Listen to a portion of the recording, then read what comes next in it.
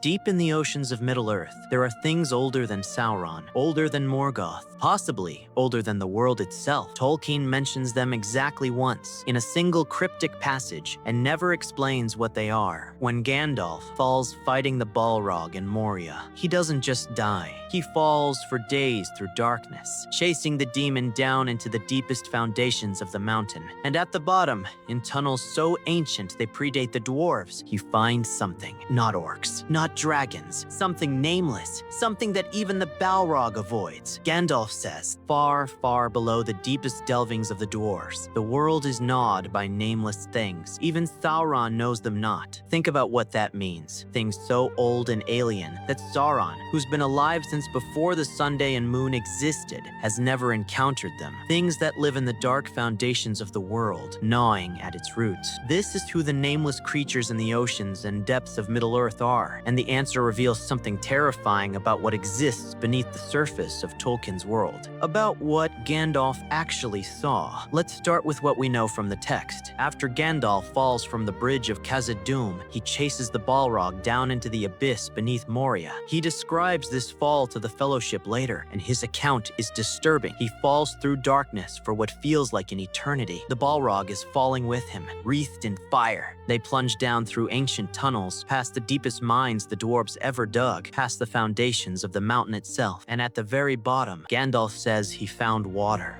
Not an underground lake or river, something older, primordial water that's been there since the world was made. And in that water, in those deepest tunnels, there are things, living things, things that gnaw at the roots of the mountains. Tolkien doesn't describe what they look like. He doesn't say how many there are. He doesn't explain where they came from. All we get is that single phrase, nameless things. Even Sauron knows them not. This is crucial. Sauron is a Maya. He was there when the world was created. He's lived for thousands of years, explored vast regions of Middle-earth, commanded armies that scoured the continents. But these things, he's never encountered them. They exist in a realm so deep, so removed from the surface world, that even immortal beings who've lived since the beginning have no knowledge of them. So where did these nameless things come from? Tolkien never explains, but we can piece together theories from his broader mythology. The most likely explanation involves the music of the Ainur, the creation song that shaped the world. Before anything physical existed, Eru-Ilúvatar had the Ainur sing the world into being. Most of the Ainur sang in harmony with Eru's themes, creating beauty and order. But Morgoth introduced discord into the music. He sang his own melodies, trying to dominate and corrupt the song. This discord didn't just create evil in the abstract. It warped parts of creation. Places where Morgoth's music clashed with Eru's themes became twisted, unstable, wrong. The nameless things might be remnants of that discord. Not creatures that Morgoth deliberately created, but things that emerged from the chaos of conflicting creation music, mistakes, or accidents given life. Another theory is that they predate the music entirely, that there's something from the void beyond creation, drawn into the world when it was being formed, but never properly integrated into Eru's design. They exist in the cracks, the spaces between what was intended and what actually came to be. Either way, they're fundamentally different from everything else in Middle-earth. Elves, men,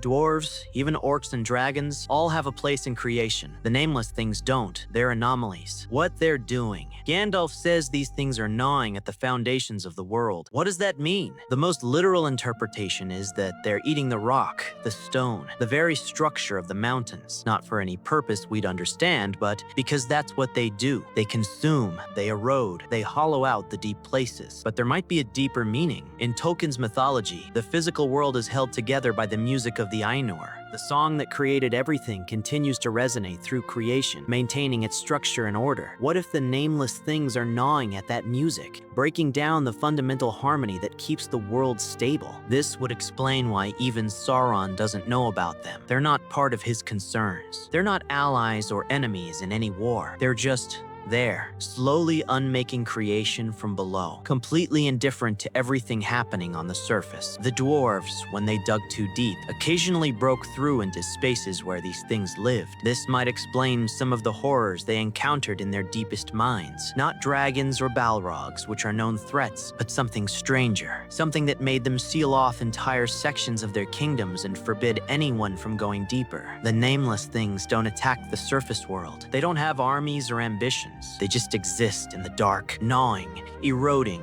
slowly pulling at the threads that hold everything together. Now here is where it gets even more disturbing. Tolkien mentions these things exist in the deepest parts of the world, and he specifically connects them to primordial waters. The oceans of Middle-earth are vast and largely unexplored. We know almost nothing about what lives in their depths, but if nameless things exist beneath the mountains, gnawing at the roots of the world, why wouldn't they exist in the ocean depths as well? The ocean is even more ancient and unexplored than the tunnels beneath Moria. There could be entire ecosystems of these creatures down there, things that have never seen light, never interacted with the surface world, never been classified or named by any of the speaking peoples. Ulmo, the Vala of the waters, rules the oceans, but even his knowledge might not extend to the absolute deepest trenches. Just as the nameless things beneath Moria exist below where any Vala pays attention, there could be nameless things in the ocean that even Ulmo has never encountered. This explains why, in all of Tolkien's writings about Middle-earth, the oceans remain mysterious. We hear about ships sailing them, about coastal kingdoms, about islands, but the deep ocean, almost nothing.